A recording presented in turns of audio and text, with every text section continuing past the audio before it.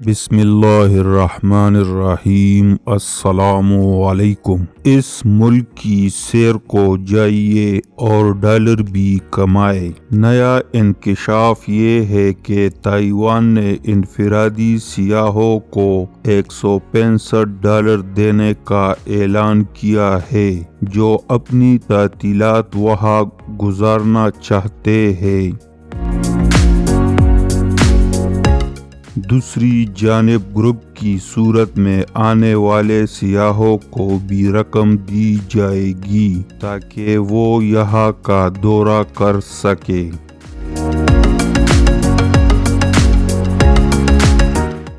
جمعرات کو تائیوان کے وزیر اعظم نے اس کا باقاعدہ اعلان کرتے ہوئے کہا ہے کہ اس سال حکومت چاہتی ہے کہ کل 60 لاکھ سیاح جزیرے پر آئے اور اس تعداد کو 2025 تک 1 کروڑ تک پہنچانے کا عزم بھی کیا ہے۔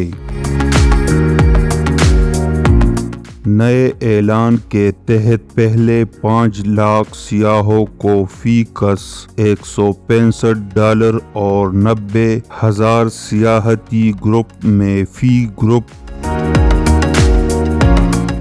$658 دیے جائیں گے۔ تاہم نقد رقم کی بجائے یہ ڈیجیٹل کرنسی کی صورت میں ہوں گے جسے ٹرانسپورٹ، رہائش اور کھانے میں استعمال کیا جا سکے گا۔ تائیوان نے کہا کہ وہ مکاؤ، یورپ، امریکہ کے ساتھ ساتھ جاپان اور جنوبی کوریا کے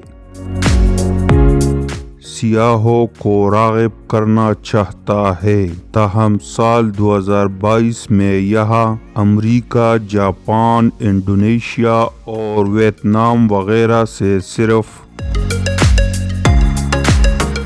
9 لاکھ سیاح ہی آئے تھے، جبکہ اس سے بہت پہلے 2019 میں یہاں 1 کروڑ سیاح آئے تھے، جن کی تعداد بحال کرنے کی کوشش کی جا رہی ہے۔